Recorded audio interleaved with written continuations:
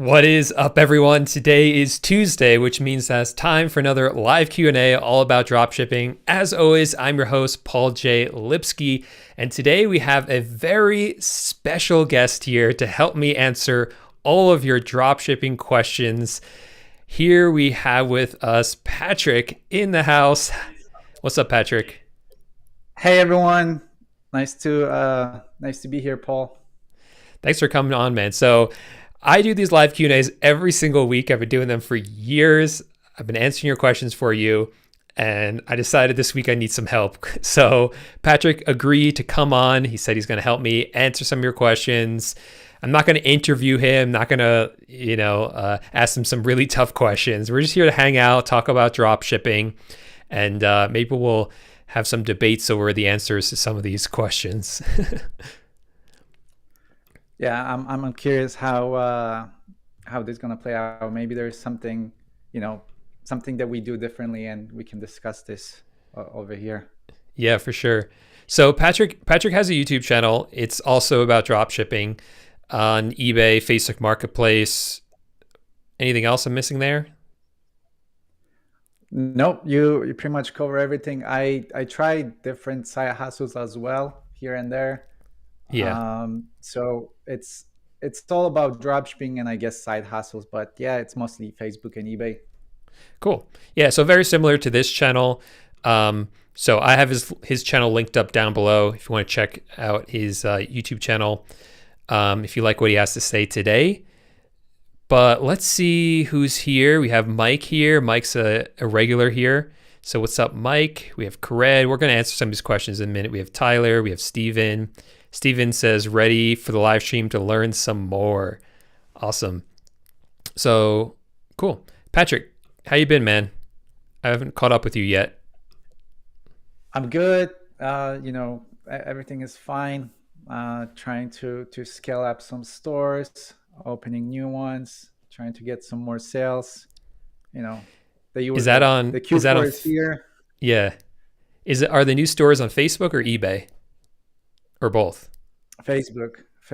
No, I don't really. I have multiple accounts on eBay, but I haven't added a new one since very long time, and Yeah. I don't intend of doing adding one. I think the one I have, like the three accounts I have is enough uh, to scale up, and that's my focus on eBay.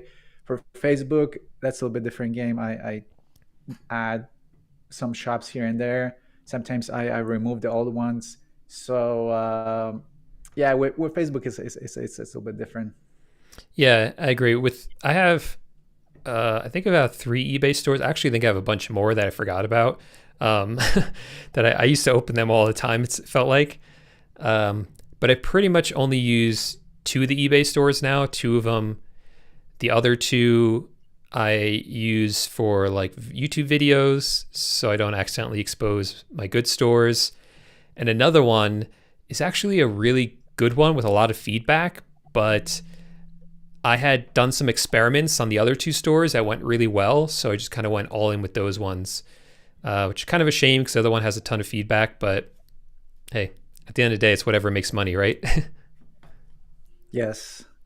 Yep. I in one of my videos I accidentally exposed one of my eBay accounts, and I think Ooh. people start sniping me, so I had to Oh drop it no. off too. And I had a lot of reviews as well, and I built it over the year, and Yeah. yeah, I think some people found me and got sniped. Yeah, that's why you got to make one of those accounts that's just for YouTube. Like it's nothing in it. That's what I had to do because that same thing happened to me with one of my accounts. Yep. It happens. You try your best to blur stuff out and stuff, Yes. but it happens. Cool. So, any strategies for Q4 you're looking at? So my strategies are not really that much different compared to the rest of the year.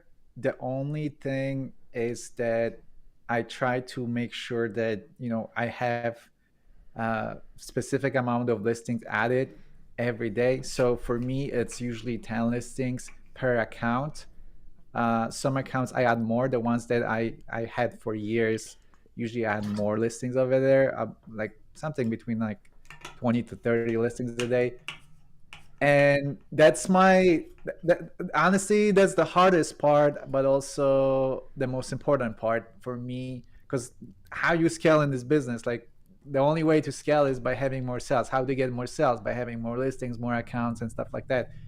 So that's the only thing that it's happening, and like I'm trying to grow my accounts that way. I'm also making sure that everything is handled, because I expect more um, volatility on the with like prices and what do you call it, and stock. But also what I've been noticing, that some products are very delayed. I'm not sure if this is has to do with the the whole supply chain issues. I think this is still kind of playing a factor, not with all the products, but with some products you can see that. So you know but those are like small issues, to be honest with you. The big issues is to have more sales, which I usually you can accomplish this by having more listings, and that's really the most important part for me.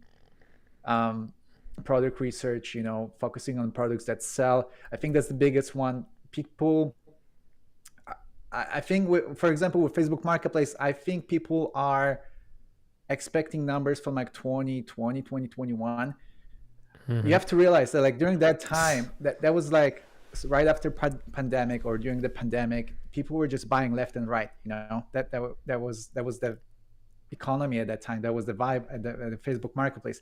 You're not going to expect these type of numbers right now, just because you can't just list anything. Okay, if you list whatever, it's not going to sell. You could do this maybe in pandemic times.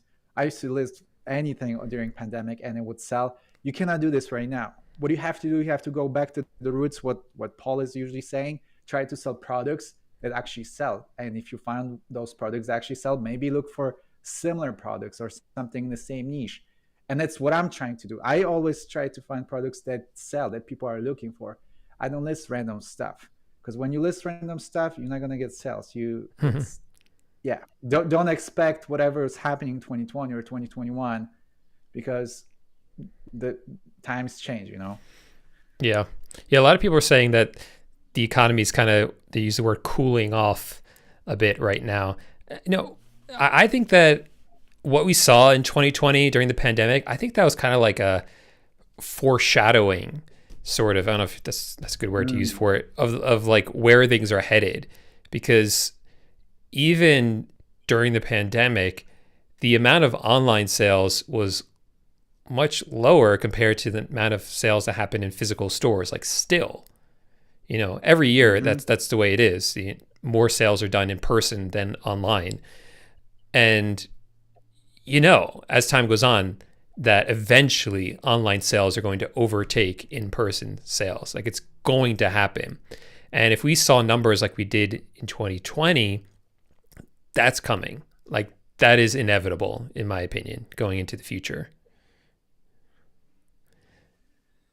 I mean, here's what I think. I have a slightly different opinion. I mean, for sure, online shopping is on the rise, and there's gonna be more shopping, right? But I don't know, if I ask like my mom or something, she prefers to buy stuff physically, and I know a lot of people that do, especially older generations.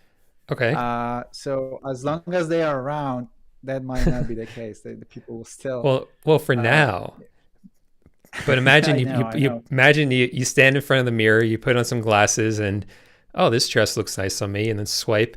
Oh, this dress, you could virtually try on your clothes at home, and then they get sent to you the same day. But let me ask you this: would you buy clothes based on what you just described? Like, you put the virtual glasses on, and would you buy clothes like that? Because I would not. I prefer go to the store and actually try clothes. I'm not saying I'm not. I buy stuff online all the time, but for clothes, shoes, Okay. stuff like that, I rather go to the store. Okay, maybe clothes isn't the best example, but that's why, like Amazon, for instance, they have a try it home. You try it on, and you don't pay for it until you keep it or you return it. They don't charge you until after you keep it for like 2 weeks or whatever. Um, Yeah, but okay, like furniture or anything else, you could like see it in your house, same day delivery, like everything. Um, I don't know. I can see I that. just think it's inevitable. I That just think that it's coming. I can see that. I can definitely see that happening with furniture. I can definitely see that happening with some other um, niches. I mean, look, for sure you're right. For sure, online e-commerce is this is not stopping. I think we are still in the early stages. I guess what I was trying to say is that I believe there's going to be products or maybe niches that will always have physical stores. I guess that Okay, was my point. I misspoke. So that's what I meant. that's fair enough. Okay, um, let's get to some questions. How you feel about that? Let's do it. Okay, I don't actually know the answer to this one, so maybe you do.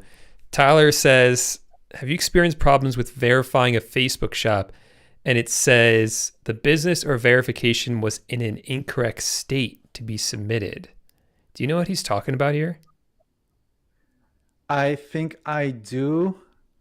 Uh, I think I do what he's talking about. So when you open your Facebook shop, it used to be different. I think they changed it recently. So back in the day, it was very easy to do it, and I still think it's very easy to do it. But sometimes um, there's the part that you have to put like this state tax information, and if Yeah. you mess this up, you might not be able to verify your shop, and it will not be open.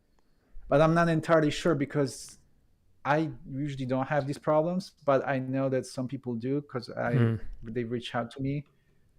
Uh,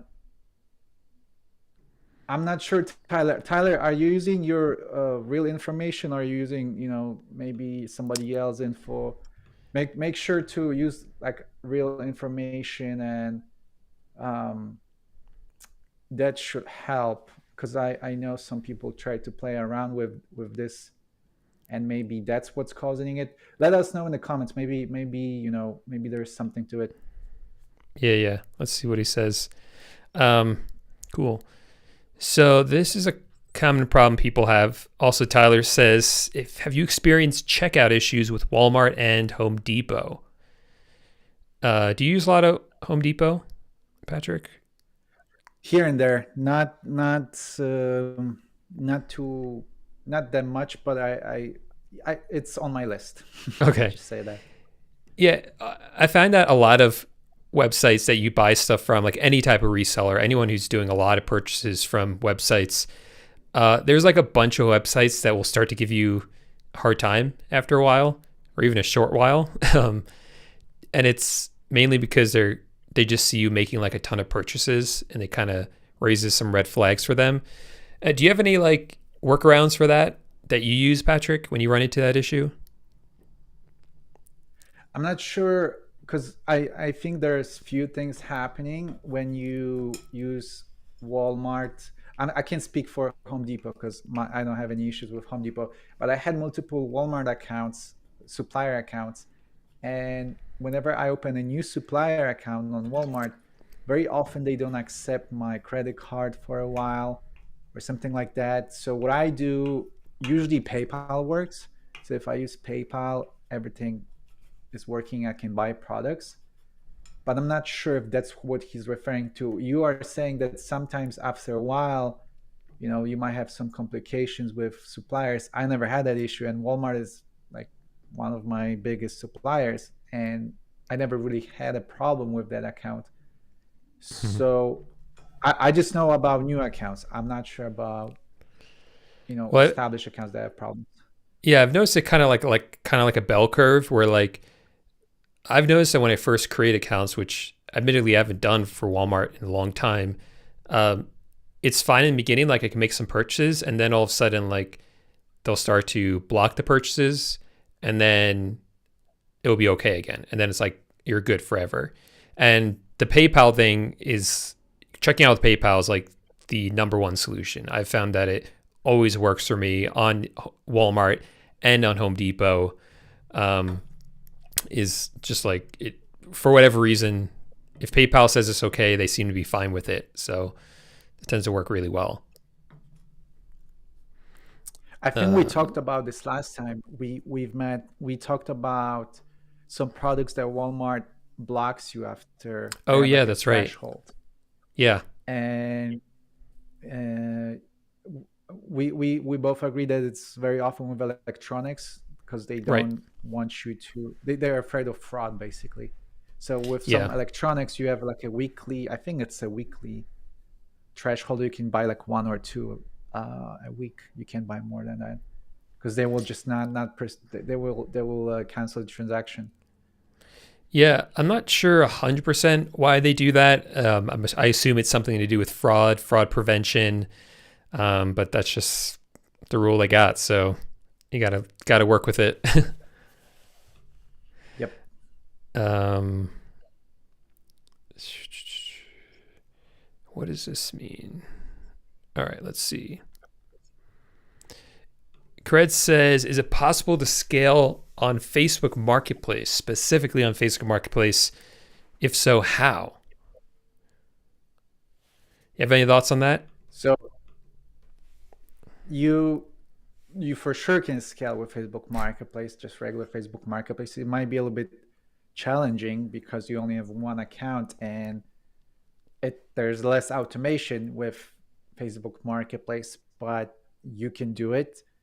Um, I guess what are you trying to say is like you probably are you probably want more money.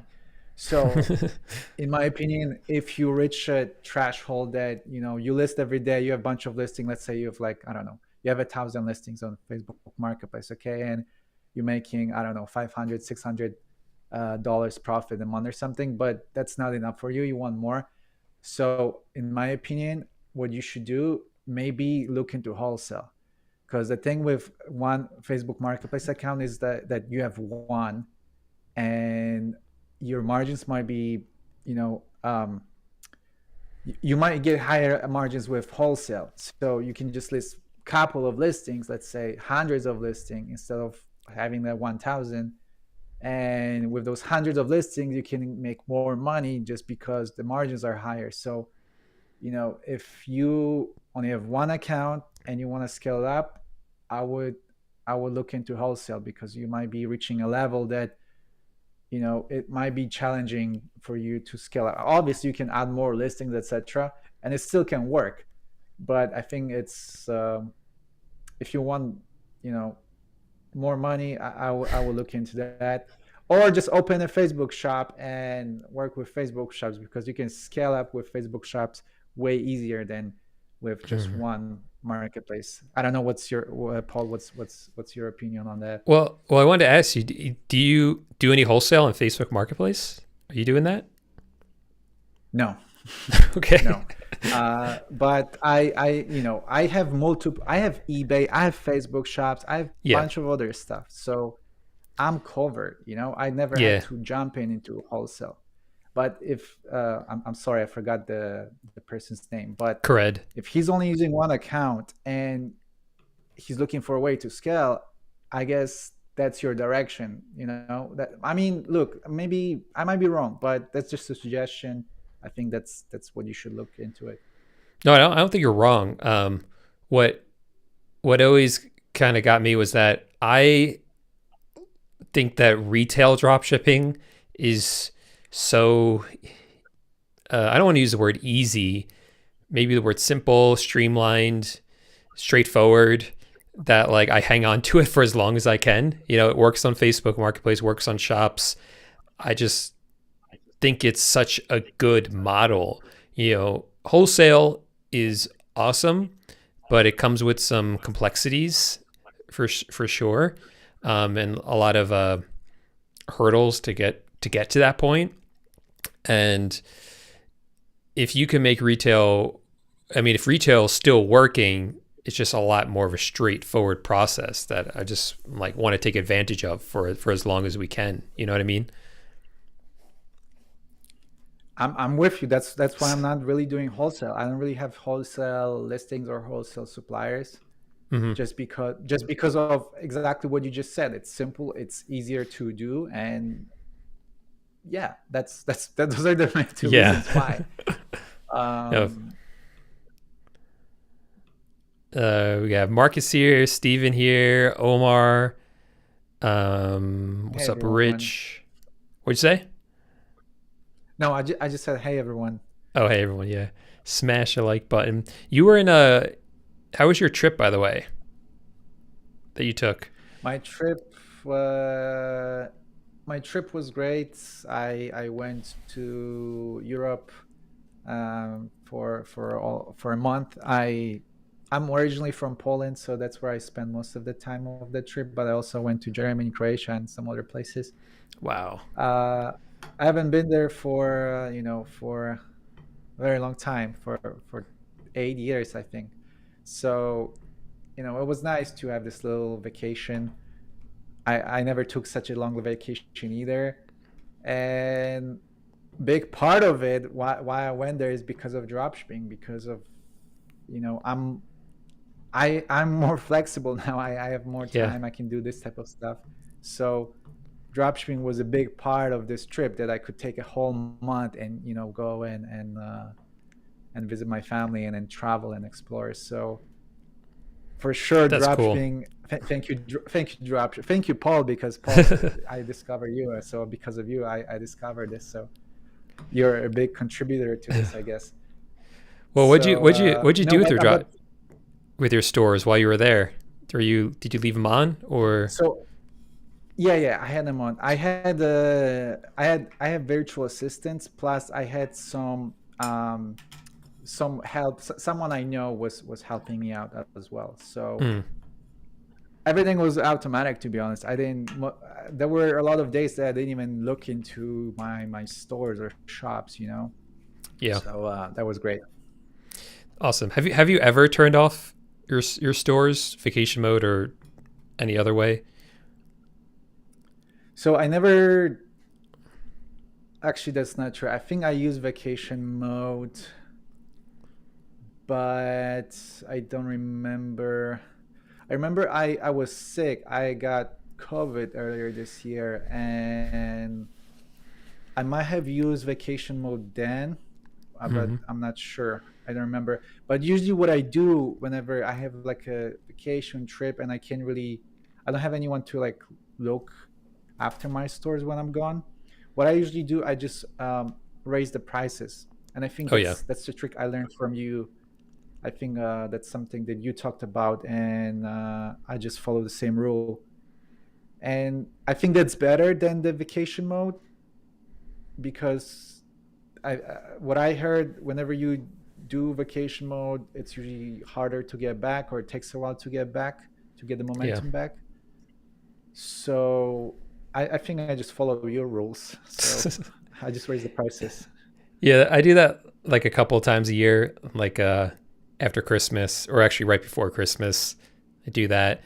Um, anytime I want to break. I've only used vacation mode once, and I kind of got lucky because normally I tell people not to use it because I've heard a lot of rumors from people, exactly like you said, like they turn Hmm. vacation mode off and like sales don't resume where they should. It's really weird. Um, but I went to the Galapagos in 2019 and I was gone for like 10 days and it was really bad sales internet there. So I decided I didn't even want to think about it.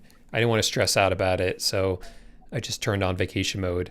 And like right when I got back, for some reason, every drop shipper I spoke to, like right around that time, said they saw like an explosion in sales for some reason.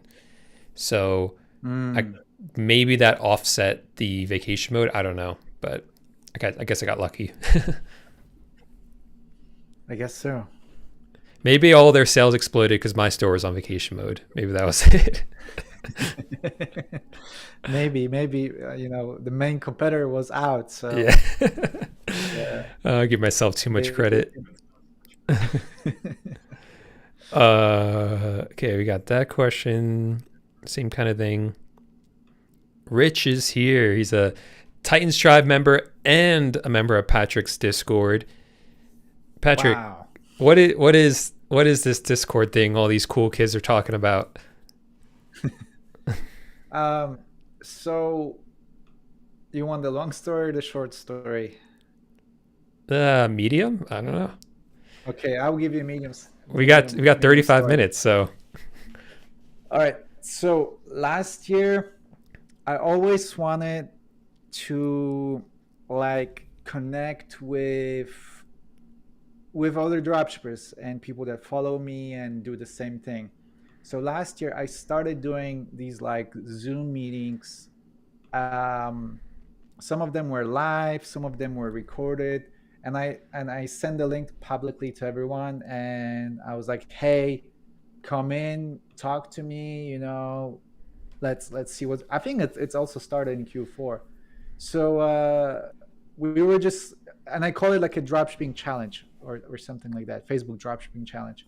And people would just come in and talk to me, and I met a lot of people. I met Daniel that way. hmm, Daniel sells online. I met he's a here. lot of like, yeah. Here you go.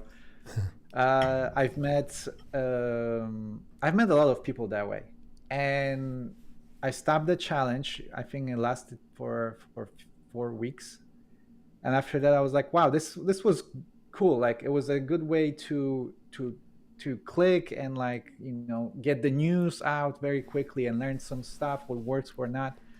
So then I decided to open a Discord, which for those of you guys that don't know, Discord is like a, what do you call it? It's kind of like social media. It's a group that people can come in and talk and chat. You also have a voice chat and stuff like that. So I opened that. I opened it privately, so you have to pay for membership. And the main reason why I made this paid is because I only wanted like serious people, kind of. I didn't want to, Facebook groups, the free ones are great, but there's a lot of misinformation. There's a lot of people complaining, stuff like that. I want to kind of filter it out. So I only, was bringing people that are, um, right, like are serious about it and want to, pursue this type of online business. And now I also have a course attached to it. So there's like a more to it. So it's a private community.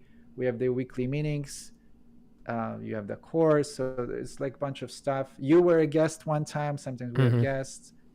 Um, but the whole background is because the history of this Discord is because I wanted to connect to people. And it's kind of like what are you doing right now? You have the chat, right? You read the live streams, you see what's going on. I think that's great. I think that's one of your best thing you have going on, Paul. Like this live streams, I think it's awesome. And I kind of want to have the same thing. So yeah. So Cool. that's the Discord story. Sorry for explaining it so No, long, but no, it's awesome. that's the history behind it. Um, no, and it is great. Like Patryk said, I was a guest on it. I mean, like was that like 3 weeks ago, a month ago, something like that. Yeah. And it's a great group. I mean, a lot of people asking great questions, great engagement. Yeah, so it's a cool group. I don't have that link for you in the description, but is it a simple website they can go to, or You can go to dropshippingguild.com, there you go. or you can just click on my YouTube channel and you're gonna see the link somewhere over there as well. Cool. Um, awesome. Yeah. So we have Daniel here. He's another YouTuber. He's saying we should do a collab, all three of us. I've already thought about this, Daniel. We're on the same wavelength. Patryk's kind of my guinea pig here. I was telling him before the call, like I've only used this software with a guest like once, so and I haven't done three people yet. So that'd be another experiment, but we'll definitely do it. I was telling Patryk before the call, I've been getting like I've been doing these live streams for years, like every single week. I probably have hundreds of them, and it's just nice to have someone else talk instead of me for once. So bring on more guests and have them do all the talking for me. You should definitely bring Daniel here. Yeah, he'll be actually. I could just invite him right now. Should we just do that? If he's Is still he here? available? I don't know. I'll send him a If link on Instagram, and if he joins, he joins. Otherwise, we'll do it another week. and Um, that's gonna be your views gonna explode after you add him here. let's see. That's the best collaboration ever, ever. if if if you're free now, come on over. Otherwise, we'll do it another week. All right. We'll see what happens. I know some people. Have you ever used what's that one with the duck? The DuckDuckGo? the live stream software with the duck. StreamYard, it's called. No, Um, no idea. it's like another software for doing live streams like this, and you can just like publicly send out the link, and you can have like anyone just jump in and come in. Mm-hmm. But I think they might get chaotic. Just random people coming on. You don't know what they're gonna say when they join the live. True. All right. Mohammed says, I'm frequently experiencing out of stock issues with Walmart. And then when it comes back into stock, it's now higher in price. How do you get rid of that or deal with it? It's a tough one. It's part of the business, right? Yep. You want to take this one? Sure. This is gonna happen, especially now. You're gonna see this a lot. That's kind of, I briefly mentioned this when we were talking about Q4 in this live stream. So you have to expect this happening. Software helps if you have software that tracks inventory and price changes, because that way you can they can automatically do this for you. I know Paul had a video, I believe last week or 2 weeks, talking about API on AutoDS. So API connection between AutoDS and the your eBay account can automatically make all these changes for you, and they're instantaneous, so you don't have to really worry about that. If you do have that issues, you can either remove that listing. That's one of the ways. Another way is just like let it kind of do its thing, right? And if you get an order, you can always have your customer cancel the order, or you can kind of, maybe there's an alternative. Maybe there's a different supplier that has this item. You can order from a different supplier. It's also a way kind of to handle it.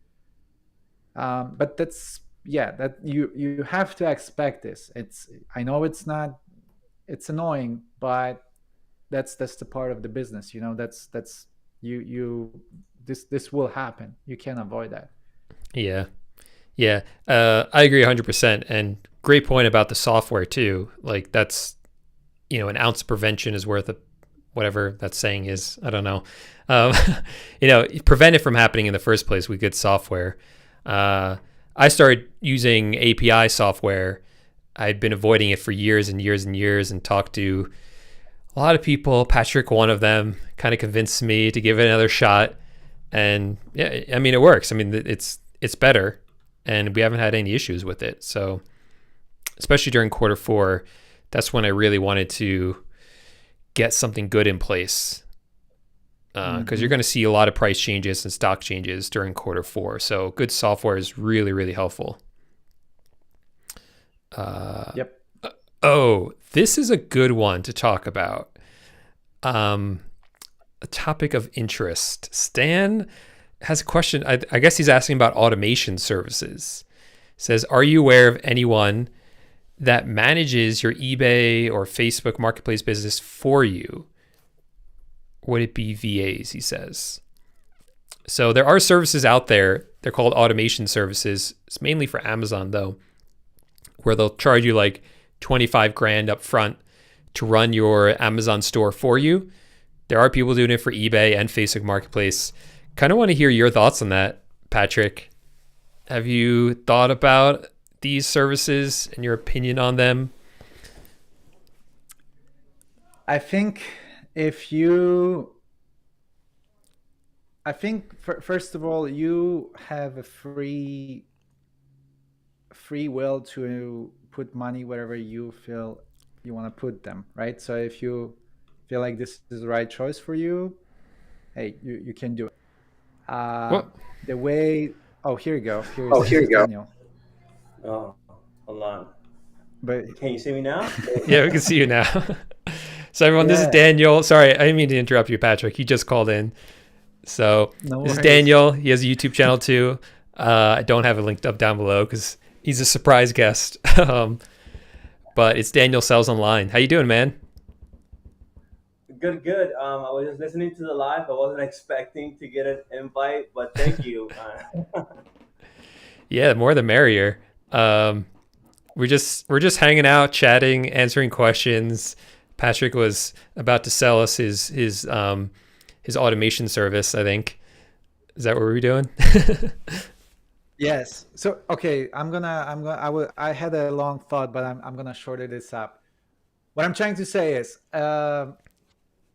do whatever you want. If you feel that's something that you wanna use, go for it. Make sure that you're not gonna lose money, because I think there's a risk associated with it. So there's a possibility that you might not get your money back if you use a service like that. I don't know. I wouldn't, like, charging thousands of dollars for this upfront. I don't know. It's not for this type of business. I think there might be some different businesses that you can. It makes sense to me, but not for retail drop shipping. Uh, I understand there's a cost associated with it, because those people need to train VAs and stuff like that. But I think a better alternative is, like, just hire your own VAs, teach them, and you're gonna spend less money on that. They Hmm. can handle this for you, instead of buying this service for thousands of dollars. And it can work. I mean, I'm sure it works. It's just you have this big cost upfront, and you don't know what's gonna happen with it. So that's my opinion. Just hire a VA. I think that's a better alternative, and train them and let them do it. Yeah, and software. And software. And software, yes. Daniel, what do you think about What's your take on it, Paul? my take on automation services? Mm-hmm. Mm-hmm. Uh, my general opinion is be extremely, extremely, extremely cautious about them. Um, I would say that most of them are a flat out scam. I believe, and that's from talking with a Mm-hmm. lot of people who have put a lot of money into these automation services and got nothing out of them. And I think they give a really bad name to drop shipping because a lot of the services were drop shipping on Amazon. That's how a lot of them started. Now they say they do like FBA on Amazon. Like I said, I haven't seen a lot of them pop up for eBay. Maybe just like one or two, and I've seen a few for Facebook Marketplace. Um, I'm sure there's maybe some legitimate ones out there, but most people I've talked to said they've made no money. They've just put money into it. So you could do it yourself, like Patrick was saying, right? You can learn it yourself. You can get software. You can get virtual assistants, right? That's what I would Yep. do. You'd have more control over it. You know what's working, what's not working. I don't know. Daniel, what do you think? So I was on the same thought about being suspicious about some of these automation companies, but a lot of it came from just ignorance because I just didn't know how it worked, and I was just suspicious, like anybody would be, especially with the upfront investment that most of the automation companies ask most people. Hmm. So I did have a chance to meet with a couple of different folks who do automation, and they kind of walked me through, why the huge upfront cost. Where does that money go initially, and then the time frame that you're given in which you can recoup your money back, whether you break even or whether you start getting into profit, and then everything after that is just money, passive income that's coming your way. So what I would say is that if you're a beginner, if you're just getting started, this automation service is not for you because Hmm. I don't think most people, first of all, have 10K minimum or even 15 or more to get these services. Now, is there a right clientele for them? I think that there is. So if there's someone who has cash and they wanna invest it, so they don't wanna go out, they don't wanna buy crypto, too risky. They don't wanna invest in stocks because right now equities are, you know, very shaky because of market Mhm. conditions. If you want to park your money somewhere that is not going to be in a bank and give you less than 1% interest on your money, then maybe automation might be something that you want to consider because you have the money for it. So in those scenarios, I think that there is a market for it. I mean, there has to be a demand because otherwise these companies wouldn't be popping up, left and right? So it started with Amazon automation, with Kevin David. I think that was the first time I ever heard about automation was with Kevin David, and we all know he's a great marketer. I don't know if he's a great actual e-com seller, but we'll let the people decide, whether he is or not. But it's kind of been now spread over Walmart. Now it's coming to That's right. Yeah. Facebook, and I can understand why the lure of wanting to do it because it makes it easy for you, right? Less friction. All you have to worry about is just coming up with the money, and then money magically comes to you because somebody else is doing it for you. So I get why people will be into it, but I would say that it's not for everybody. It's for a very specific clientele. And if you don't have the money, don't do it. It's probably not right for you. What you should be doing is learning how to do it yourself. You know, have a system, create automation, get people around you. And eventually, if you have the right people around you and you know how to do this, you can pretty much have your own automation company, right? You'll be able to do this yourself. That's really what these people have done. They really master what needs to get done. They have processes, they got people, they have the knowledge on how to find products, and they do it very fast and efficient. If you can do that, then you don't need anybody else. But Yeah. are you willing to put in the work? Are you willing to put in the hours? That's a whole different, conversation. Yeah. So have you actually seen the results from these companies? Like talk to people or like some other way saw that they're actually delivering on what they're promising? No, so I haven't seen actual results. They just explained to me how it works. So basically, what they do, so it's $10,000 that take up front, and again, I'm taking them at their word. Hmm. So they're saying that the majority of it goes towards hiring VAs. So that the initial investment goes into hiring VAs, which can cost you if you have a good VA. I mean, depending how much you're gonna pay them, it can cost you between $1,000 to $2,000 a month if they're working full time for you.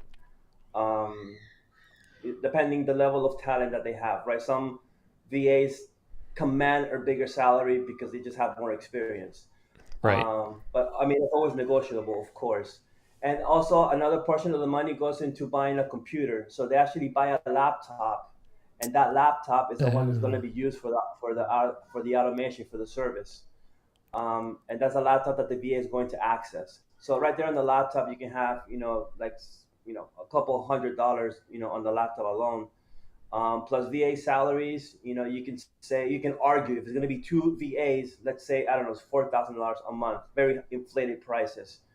Um, and then there's some other onboarding costs that go into it. So a lot of the initial investment goes into onboarding costs, um, and that's what they share with me. Now, is there more to it? I'm sure that there is. It's probably their secret sauce, Hmm.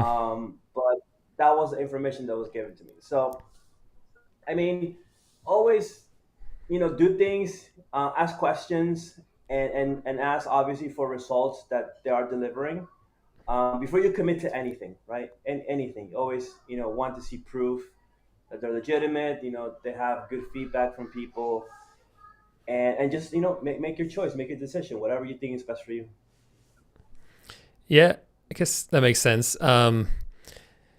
I think that most people should try it themselves, do it themselves. And I think only if you were to spend that money was like 10 grand plus maybe some other expenses in there. If you could spend that money and barely even notice that it's gone, then sure, go ahead and try it maybe.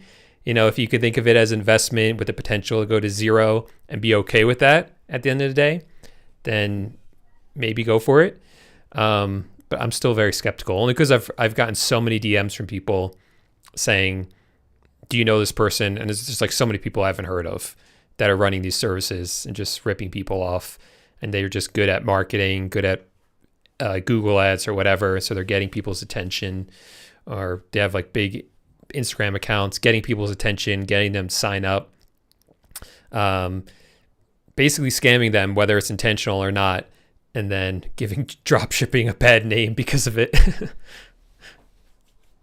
Yeah, I mean, if it's too good to be true, most of the time it is. Yeah, But I mean, some people, claim to be delivering results. I mean, they're all over YouTube. So, like I said, I mean, take it with a grain of salt. Like, if you think that this is something you want to do because you really want to focus on other things, but you still want to have some type of passive income, and you think automation might be something that you're interested in, I mean, it doesn't hurt to get on a phone call and talk to these people. But at the end of the day, just be aware that with anything, there's always a risk. There's going to be an inherent risk. right. And if you can tolerate that risk, then it might be something that's right for you. But like I said, it's not for everybody. It's not for everybody. It's not for your everyday person that comes in, wants to learn how to sell online. It's not for you. And I wouldn't recommend you go after and get yourself into an automation program. Um, I'll be very skeptical of automation companies that make it easy for you to finance this. Like if Oh, they give yeah. you Good point. finance for $10,000 to get into this program, I'll be super, super You do see a lot of hyper that. aware, And hyper they're aware of probably that. getting a cut of that somehow, of, I don't know, Yeah. some sort of So deal they're if working they're out. offering financing just to close the deal because you're on the fence about doing it, then that should be your cue to walk away. Mm-hmm. Because I said this is for somebody that has the money. If you don't have the money, don't risk it. Yeah. Were you going to say something, Patrick? With $10,000, you can start a really good business. Not a not a automation service to random person that takes 2-3 years to get money back, if you get money back. Good point. I think I agree with you. Um, we should start an automation service that helps people start automation services for people. That's like selling the shovel, not the gold.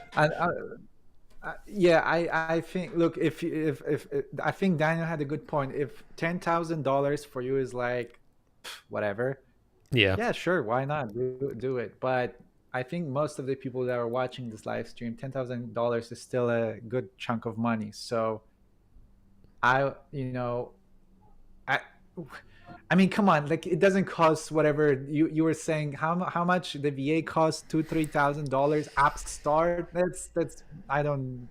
Yeah, no, I don't know if I it buy doesn't that cost them either. a laptop. You can buy a VPS virtual machine for like $70 a month. You don't need a laptop to run this. Like it's the cost is kind of out of proportion in my opinion. So. Learn All right. yourself, get a VA, teach your VA how to do it, build a team. That's a better approach. You have a control.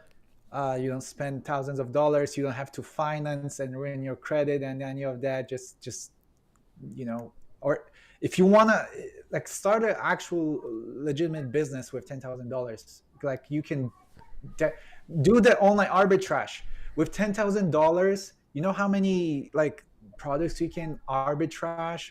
Paul, I know you're getting into it. Mm-hmm. Like that's a way better approach because you can buy 10,000 worth of inventory and just sell it on eBay or Amazon, FBA or whatever, and that's a way better approach. And you're gonna get the results way faster, margins way higher. Because with the automation services, you're not gonna see any results for years, or if you will see the results. So if you do automation services, don't use one that charges you $10,000. That's what I'm gonna say. Yeah. Yeah, the thing is also like unfortunately, like we're in a time where people want like results now and are not willing to be patient, right? Because I told Paul the story when we kind of connected for one of the first times, and we had a kind of an interview about my journey into drop shipping, and I was one of those people that kind of fought into that trap where you start comparing yourself with others. Oh, this person is doing great. Why I'm not killing it too with sales? And you kind of get discouraged, and you fall down this dark tunnel of, oh, dropshipping is a scam, it doesn't work, I'm not making any money. But what people don't realize is that I started dropshipping back in 2018. It's 2022. It's been 4 years, and I'm still learning every single day more about dropshipping. Like, my learning doesn't stop. So if you're really serious about this, dropshipping is not the problem. The problem is that you need to like really develop your skill sets on what's really going to help you to master this craft, because to me it's really a craft. Like, you know people are not naturally born sellers. Like, it's a skill to sell, whether it's face to face or selling online. Like, there's things you have to learn about marketing. There's things you need to learn about how to put the product in the best position for me to sell it. Like, there's different things you can do and learn, but most people are not willing to wait and actually pay their dues. And not to say that out of 100 people that jump into drop shipping, like, everybody's going to be successful. I mean, that's a lot of BS. Like, there's different layers of success, in my opinion. There's the unicorn outliers, like maybe Paul, that did, that he's done like $1 million in sales. Like, I've never done that. I mean, hopefully one day I will, but I'm 4 years into this and I haven't done $1 million in sales, right? So he's an outlier. Like, he's a very unique case, and he just got great timing when he started, and things weren't as maybe difficult as they become recently. But Facebook now brings another great opportunity where it could be something to when dropshippers were starting to do this back in 2016, 2015.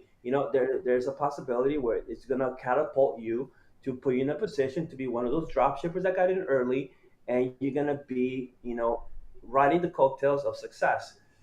But it's all timing, patience, practice, and learning your craft. So, the automation service is, yeah, it's cool. It's a shiny object. They promise all these things, but just know that most people, it takes some years to master this, and it doesn't really happen overnight. So if you can be patient, right? As long as if drop shipping is your livelihood, then you're already starting off on the wrong foot, because it's gonna take you time to get to a point where you can actually live off drop shipping. I mean, like I said, there's some outliers, right? But for the most part, it's gonna take you time, and you're gonna have to come up with other ways to earn money online that also incorporate what you're doing with drop shipping in the short term. Long term, hopefully, it does turn into your main thing, but you have to be hyper aware of that. Don't fall in this trap that stuff is easy and you're gonna make $1 million within your first year drop shipping. Okay, and I'll tell you from experience, I am still drop shipping, and I do this almost, I would say, half of the time, but this is not my only income. Like, I still need to work. Like, I do drop shipping on the side, but I still work. I don't do drop shipping full time. I don't live off of drop shipping. Out of full transparency to you guys, if you guys think that I only live off of drop shipping, I don't. Hopefully, at some point, I will. That's my goal. But just know that it's a grind, and it's gonna take some time. Yeah, it definitely requires work. I don't think any of us would disagree with that one, for sure. Oh, we have a great question from Marcus. Since you're here, Daniel, Daniel and I actually chatted about this the other day. Oh, that's weird. Hold on a second. Sorry, I gotta make your names go away. So Marcus said, eBay as a supplier, exclamation point, no issues, exclamation point. So eBay is someone that, as a supplier, meaning like drop shipping eBay to Facebook Marketplace, has been something I've always been like hesitant about, but some of you guys swear by it. So I kind of want to hear your take on it. Do it. Do it. Whoa. Or the voice of God there commanding me to do it. No, I mean, that's my number one supplier for Facebook Marketplace. It's eBay. So tell me why. Convince me. Unique products.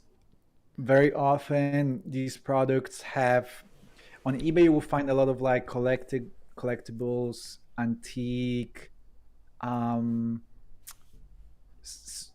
unique products. You're not gonna see them on Amazon. You're not gonna see them on Walmart, because Walmart, Amazon, they have very generic products. eBay specialize in this. Like anyone, there's a bunch of resellers, right? And maybe they have something in their store. I mean, in their house, they want to sell. Mm-hmm. Maybe it's a product that's not longer available in big retail stores. Yeah. So these listings on eBay do very well on Facebook Marketplace, because I think when people go on Facebook Marketplace, they're also looking for similar products that kind of are like, you know, like garagey. Like I store them in my garage and I sell them Yeah. from my garage. And maybe I have a product that it's no longer available. Like the same thing with Craigslist. So eBay is a great supplier It makes for sense because Facebook Marketplace. they seem like very similar marketplaces, right? So they would attract the same clientele, so to speak. Are you only jumping on listings that have multiple quantity, or even ones that have single Yes. quantity? No, Yes. not single. I Oh, don't. okay. I don't do single. That makes sense because I was, obviously with the single listing for single quantity listing, it would sell out. That'd kind of be my fear for that. And then do you guys look at the feedback of the sellers on eBay and factor that in? I usually, the most major thing for me is the amount of sales, and reviews are important too. I mean, for me, more important is like the product review than the actual profile review. I mean, that's important too.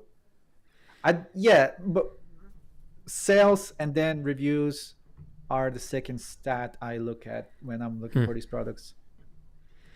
What seems cool about it is that sometimes when you buy stuff from Walmart and Amazon, you're not going to get a real tracking number, but you're always going to get one from eBay because they have to upload a real tracking number. Yes. Yep. This is very interesting.